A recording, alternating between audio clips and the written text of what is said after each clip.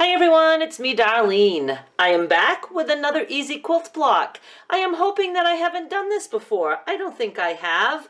And even if I have, well, maybe we all forgot. So let's just go for it. What you need to make this block is 3 different prints, and we're going to be making our 2 half square triangles. We will be using them both, and then we are going to be turning them into like a strip set. So I think this is going to be pretty fun, and let me just get some stuff cut and then I'll show you what I did. Alright, I'm going to start with the part I'm sure of. We're going to make our half square triangles. I'm going to use 3-inch squares because I don't want my block to be too big, because I take a picture of it to go on the quilt board and it's just easier for me if the block is not too big. But you could certainly do this with 5-inch squares if you have a charm pack. Okay, so we are going to put these right sides together, and I'm going to draw a line on the diagonal. Now I'm just going to go sew on each side of that line, using the line as a guide, and it'll give me about a 1/4 inch seam allowance. I did that, and now I am just going to cut on the diagonal. And I'm often asked why I don't use the rotary cutter for that. I like scissors. I'm a fan of scissors. I'm going to go press these open. I'll be right back. And I do use a rotary cutter when I find that it's easier, but sometimes it's just easier to grab a pair of scissors. Okay, so we have 2 identical little half square triangles, and I'm going to join them as part of our block, and I just have to decide which way I want to go. I think I'm going to go this way. I'm going to make the green on my block be a point, pointing down at me. So I am just going to go and sew these 2 together right there. And this is what we have. This is exactly what I wanted.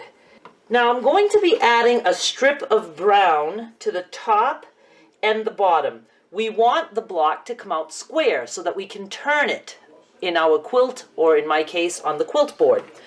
So what I need to do is I need to make the block as tall as it is wide. This block is about 4.5 inches wide.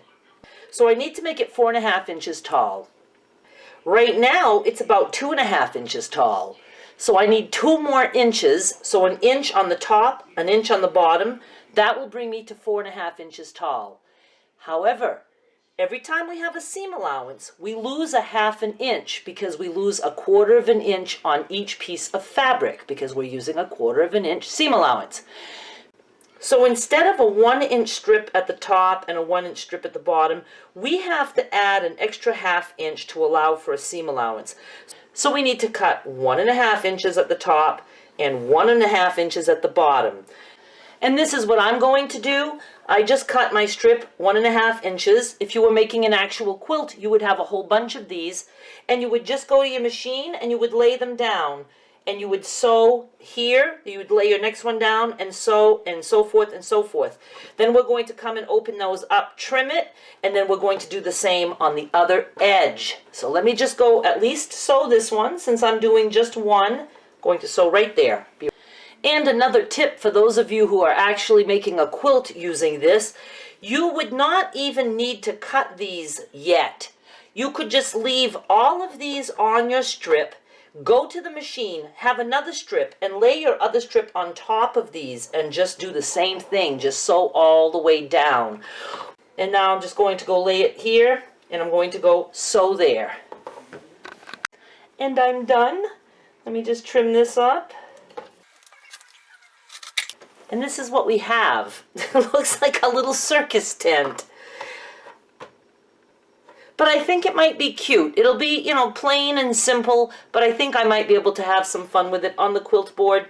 So again, if you don't want to do any of that confusing math that I tried to teach you, if you want to do like I did, I started with 3-inch squares for the half square triangles, and my strips were 1.5.